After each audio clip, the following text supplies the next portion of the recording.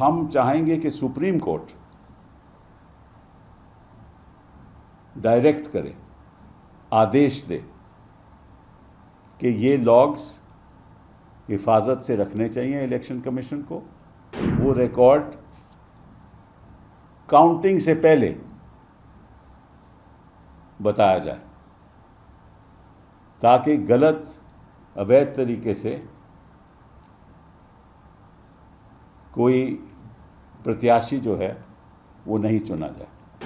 क्योंकि होता क्या है कि जब 5:30 तक या 5:45 तक लोग चले जाते हैं, वोटिंग ख़त्म हो जाती है, तो जो बाकी जो लोग जिन्होंने वोट नहीं किया वो बटन दबाए जाते हैं। कि कई जगह लोग ये आरोप लगा रहे हैं कि भाई मैंने तो मेरा तो बटन दबा दिया गया किसी ने। कैसे फॉर्म 17C इलेक्शन कमीशन कहती है कि हम अपलोड नहीं कर सकते क्योंकि हमारा कोई संवैधानिक कर्तव्य नहीं है या कानून का कोई ऐसा प्रावधान नहीं है कि हम अपलोड करें। चलिए वो बात छोड़िए। आपको मालूम है कि हर एक मशीन का एक सॉफ्टवेयर होता है जो कैलकुलेट करता है कि कब फ़ोन आया कब नहीं आया। ये आपका मोबाइल फ़ोन है, इसका भी 2 सिस्टम्स हैं जिसको हम बोलते हैं ऑपरेटिंग सिस्टम्स। ये हर एक मशीन का ऑपरेटिंग सिस्टम होता है, या तो एंड्रॉयड है या iOS ऑपरेटिंग सिस्टम है जिसको हम सॉफ्टवेयर बोलते हैं। अगर आपका पर्सनल कंप्यूटर है तो जो विंडो है वो आपका ऑपरेटिंग सिस्टम है। तो हर मशीन का एक ऑपरेटिंग सिस्टम होता है। वो ऑपरेटिंग सिस्टम सॉफ्टवेयर क्या करता है? सारी एक्टिविटीज़ मशीन की वो रिकॉर्ड करता है। मोबाइल फ़ोन की सारी एक्टिविटी, इसीलिए जो इन्वेस्टिगेटिंग ऑफिसर है वो मोबाइल फ़ोन ले लेता है पता करने के लिए कि कब कॉल आया कब नहीं आया, अवैध कॉल था, वैध कॉल था, ठीक है ना। तो वो सारा उसका रिकॉर्ड भी रखता। तो निश्चित रूप से इस मशीन का भी रिकॉर्ड है। ये तो है नहीं कि इस मशीन का कोई रिकॉर्ड नहीं, हर एक मशीन का रिकॉर्ड होता है। इसको बोलते हैं एक्टिविटीज़ लॉग्स। लॉग होता है आपके मोबाइल फ़ोन में। लॉग क्या है? किस टाइम कॉल आया, वो सब लॉग्ड है। जैसे आप हम अस्पताल में जाएं तो MRI होता है ना, तो MRI सब लॉग होता है, वो भी मशीन है।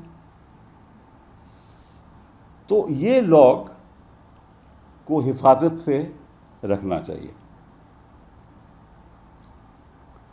ये लॉग से पता चल जाएगा किस किस्म वोटिंग ख़त्म हुई, किस वक्त वोटिंग ख़त्म हुई,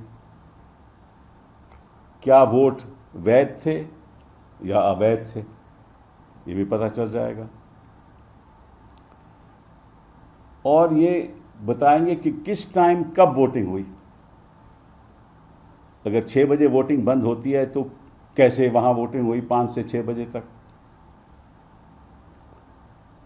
तो ऐसे ही हर एक साइबर क्राइम ऐसे ही डिटेक्ट करते हैं लोग कि कौन सी धांधलेबाजी हो रही है, कैसे हो रही है। तो ये एक मैं समझता हूँ कि एविडेंस है जो हिफाजत से रखनी चाहिए। इलेक्शन कमीशन 30 दिन के लिए ये डेटा रखते हैं, 30 दिन के बाद गायब हो जाएगा। क्रूशल डेटा है। तो हम आग्रह करते हैं कि इलेक्शन कमीशन, आग्रह क्या, ये उनकी जिम्मेदारी है क्योंकि हम आरोप लगा रहे हैं कि आप 17C फॉर्म आप अपलोड करते नहीं, ये बताते नहीं कि कितनी वोटें डाली गई, उनकी संख्या क्या थी, और जब काउंटिंग होगी तो उस समय आप काउंट करके तो आप नतीजा डिक्लेयर कर दोगे कौन जीता कौन हारा। उस समय तो कोई कुछ कर नहीं सकता ना, फिर तो इलेक्शन कमीशन फाइल करनी पड़ेगी। तब तक पार्लियामेंट के नतीजे आ जाएंगे, सरकार बन जाएगी, तो उसका क्या फ़ायदा।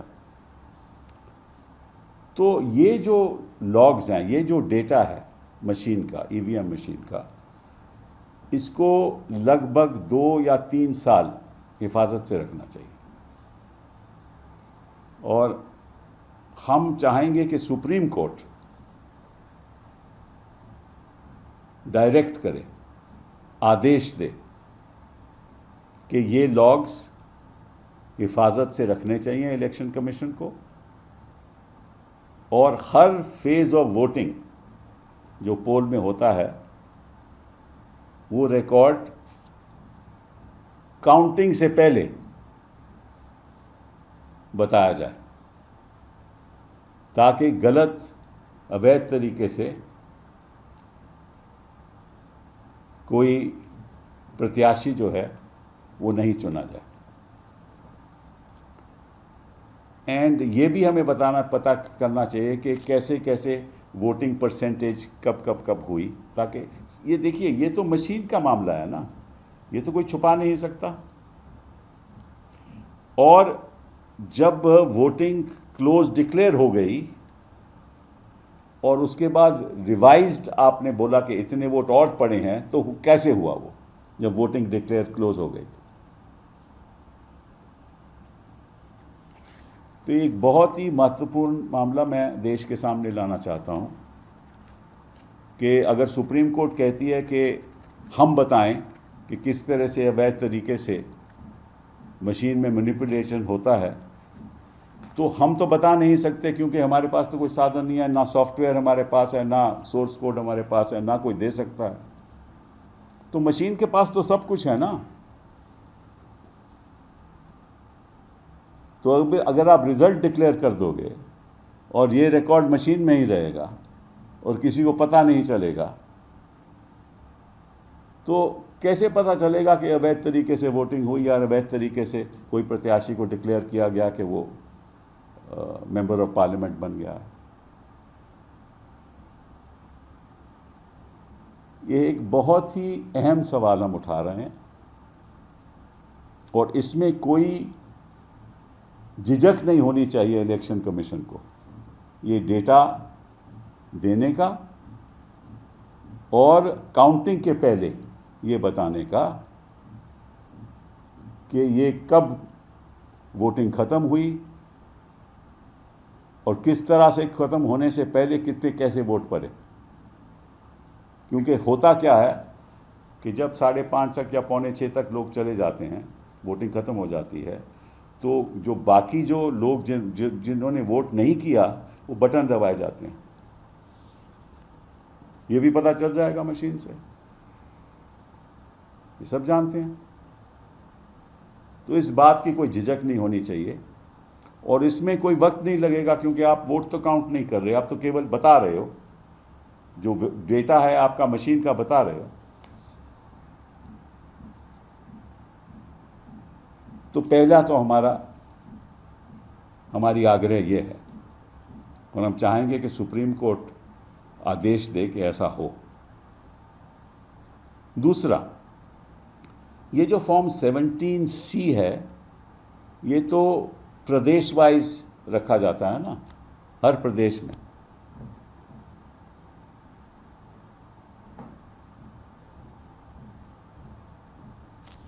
और अगर हर प्रदेश में ये फॉर्म 17C रखा जाता है कि फिर सेंट्रल इलेक्शन कमीशन को ये कहना चाहिए कि ये डेटा अपलोड स्टेट लेवल पे कर दें।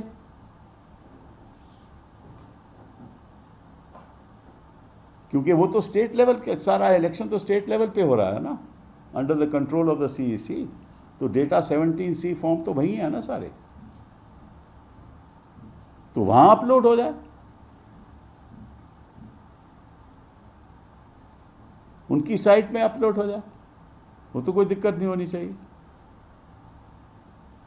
तीसरी बात, जो भी महत्व उसका भी महत्व है, लेकिन मैं देश के सामने वो बात लाना चाहता हूं, ये जो पोस्टल बैलेट है ना, कोई भी पार्टी इसको सीरियसली नहीं लेती, गंभीरता से नहीं लेती। एंड पोस्टल बैलेट के तो लोग पूछते भी हैं कि कितने पड़े। अब क्या है कि सीनियर सिटीजन के वोट उनके घर से दे सकते हैं, वो घरों पे जाकर वोट दे सकते हैं, उनका कोई काउंटर सिग्नेचर नहीं होता, तो मालूम नहीं कितने ऐसे वोट होंगे, कोई पारदर्शिता है ही नहीं।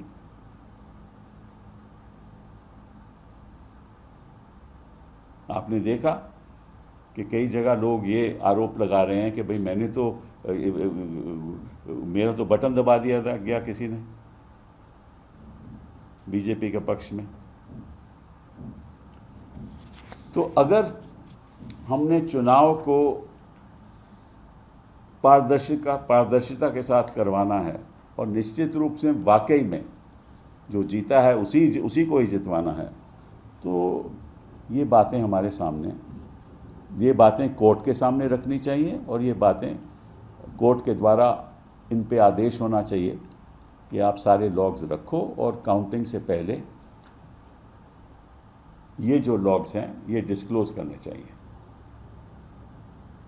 और तब पता चल जाएगा कि काउंटिंग में, काउंटेड वोट्स में और पोल्ड वोट्स में कितना अंतर है।